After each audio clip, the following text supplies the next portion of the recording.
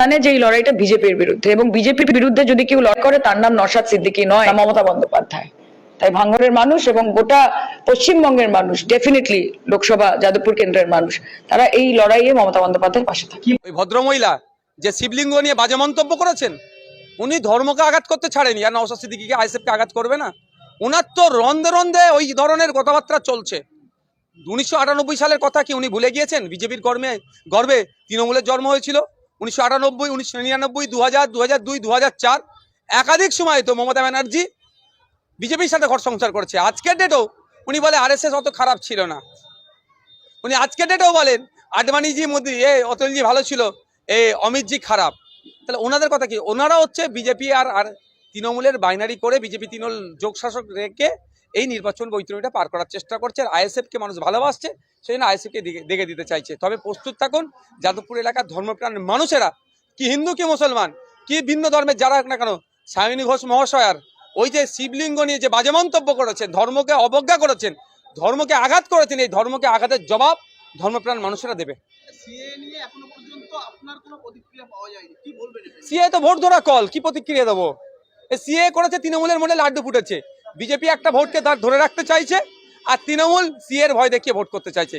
তৃণমূল যদি সিএ এর বিরোধিতা করতো, তাহলে পার্লামেন্টে যারা ভোট দেয়নি এমন দুজনকে ক্যান্ডিডেট করলো কেন? খলিলুর রহমান সাহেব, সাজদা আহমেদ মহাশয়া, এই দুজনকে প্রার্থী করলো কেন? সিএ নিয়ে তো আমি সুপ্রিম কোর্টে কেস করে আছে, আমি মেনশন করেছি, উকিলের সাথে কথা হয়েছে, মেনশন করছে, মামলা চলবে। সিএ নিয়ে তবে একটা কথা, ধর্মীয় বিভাজন কেউ করবেন না, অনুরোধ করছি মিডিয়ার মাধ্যমে। এটা ধর্মীয় বিভাজন করে ভোট লুটার ধান্দা হচ্ছে সিএ নিয়ে, এটা আমরা হতে দেব না। আমরা সিএ এর কেন অপোজ করছি? এইটা ধর্মীয় বিভাজন করার জন্য সিএ এটা আনা হয়েছে। এর বিরুদ্ধে মাঠে ময়দানে গণতান্ত্রিক প্রক্রিয়ায় যেমন লড়াই করছি, করব, সাথে সাথে আইনের লড়াইও নওশাদ সিদ্দিকী করছে। অভিষেক ব্যানার্জি, মমতা ব্যানার্জি বা সায়নী ঘোষেরা করে না। দেখা যাচ্ছে সোশ্যাল মিডিয়ায় একাধিকবার তৃণমূলের মুখপাত্ররা তারা মানে প্রচার করছে যে তৃণমূলের অভিষেক বন্দ্যোপাধ্যায়ের বিরুদ্ধে নওশাদ সিদ্দিকী দাঁড়াতে ভয় পাচ্ছে। নওশাদ সিদ্দিকী আর ভয়ের জায়গা কোথায় রেখেছে? একবার 42 দিন জেল খাটিয়ে সব ভয় কাটিয়ে দিয়েছে। ভয় তো এটাই জেলের। আর মরার ভয়, আমরা যেদিনকে জন্ম হয়েছি সেই দিন থেকে মৃত্যুর দিন আমরা গুনি। আমরা জন্মদিন পালন ওই জন্যই করে না, মৃত্যুর দিকে এগিয়ে যাচ্ছি বলে।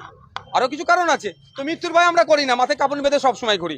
ভয়টা থাকে তো জেল খাটানো। জেল 42 দিন খেটে নিচ্ছি, ওখানে দেখে নিচ্ছি, মোবাইল চাইলেও কেউ যদি চাই পেয়ে যাবে, যদি আমি মোবাইল ব্যবহার করিনি, সবই ফ্যাসিলিটি আছে। বরঞ্চ আমি মনে করি জেলে থাকলে একটু শান্তি থাকবে, মোবাইলটা টিপাটিপি বা বাইরের অত খবরে মাথায় আসে না। ওখানে একটা লাইভ, এখন আলাদা একটা লাইভ জীবনযাপন করা যায়। তো ভয়ের কোনো ব্যাপার নেই, সময় কথা বলবে।